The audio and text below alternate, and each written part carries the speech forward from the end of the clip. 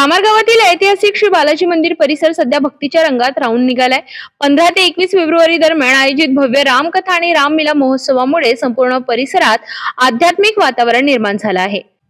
कामरगाव येथील प्राचीन श्री बालाजी मंदिरात संत सनातन धर्म श्री रामायण प्रचारक मंडळ विद्यांचल धाम उत्तर प्रदेश यांच्या वतीने भव्य रामकथा आणि रामलीला महोत्सवाचे आयोजन करण्यात आले।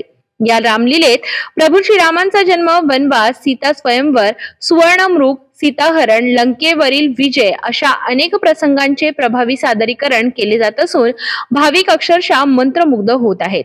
दररोज सायंकाळी होणाऱ्या या कार्यक्रमासाठी कामरगावासह परिसरातील गावांमधून मोठ्या संख्येने नागरिक उपस्थित राहत आहेत।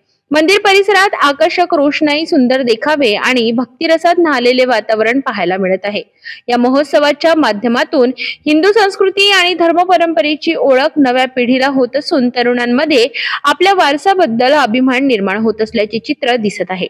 भक्तांसाठी महाप्रसाद, धार्मिक ग्रंथाचे वाचन आणि रामनामाचा गजर यामुळे संपूर्ण परिसरात भक्तिमय ऊर्जा निर्माण झाली आहे।